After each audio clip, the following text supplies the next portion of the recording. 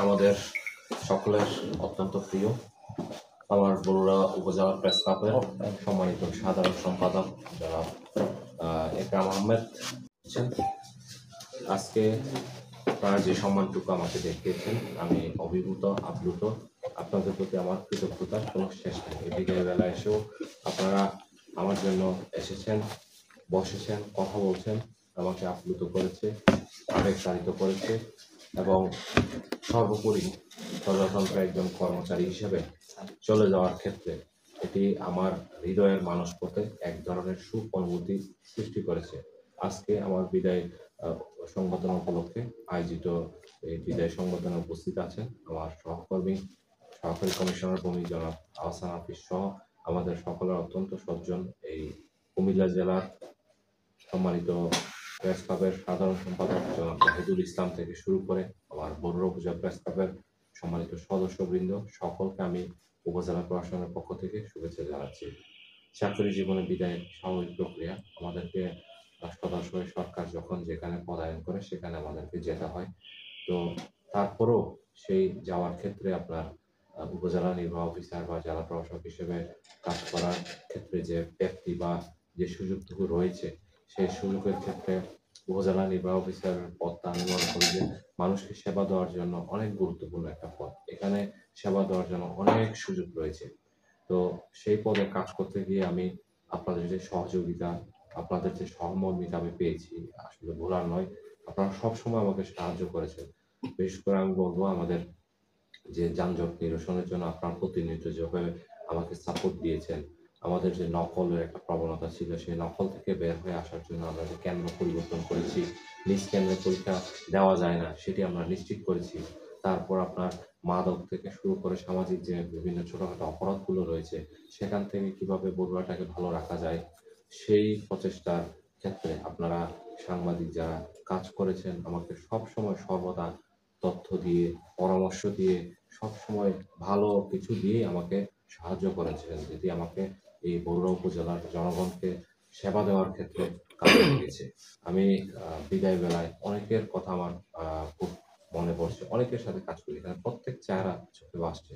যখন সকালবেলা ঘুম থেকে উঠে অফিসে আসতাম, কফি খেতাম বা চায়ের সাথে যখন আহ আহ, আহ, চা খেতাম আমাদের সাংবাদিক ভাইদের সাথে, অনেক সাংবাদিক ভাইরা এসে বিভিন্ন বিষয় শেয়ার করে যেত দিনের বেলায়। সেই বিষয়গুলো যখন আমরা দুপুরে কাজ করেছি বা বিকালে কাজ করেছি সেগুলোর অনেক ক্ষেত্রে কিন্তু আমরা সাফল্য পেয়েছি।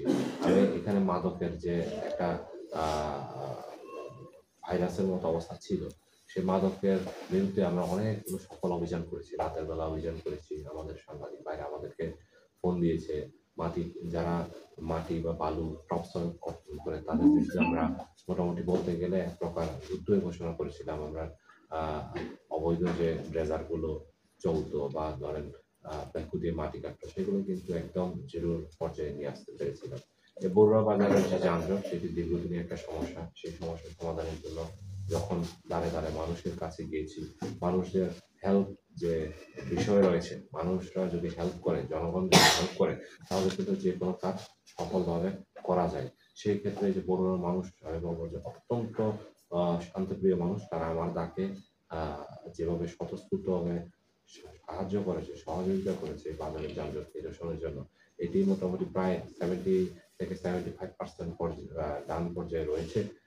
আরো যে 25% কাজ রয়েছে সেগুলো আমি রোডসের ইঞ্জিনিয়ারের সাথে কথা বলছি, রিকোয়েস্ট করেছি সেটি যদি হয়ে যায় আশা করি যে যানজটটা কিছুটা কমবে বলে আমার মনে হয়েছে।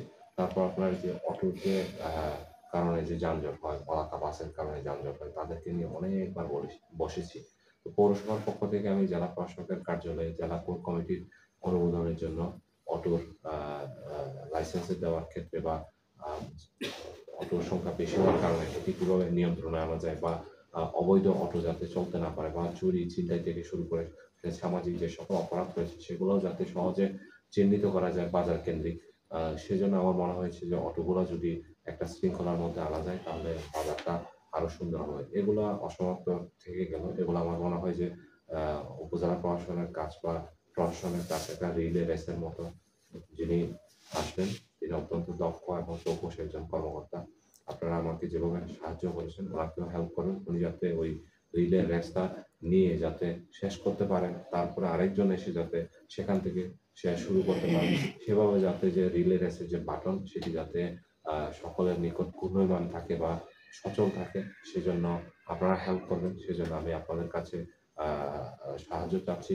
সেই সাথে একটা বিদায় বেলায় বলতে হয়, দাপ্তরিক কাজ করার ক্ষেত্রে যদি এই বগুড়া উপজেলার প্রেস ক্লাবের কোনো সদস্যের মনে যদি ন্যূনতম কোনো আঘাত দিয়ে থাকি বা কষ্ট দিয়ে থাকি, আজকে যাওয়ার বেলা আপনাদের কাছে ক্ষমা চেয়ে নিচ্ছি।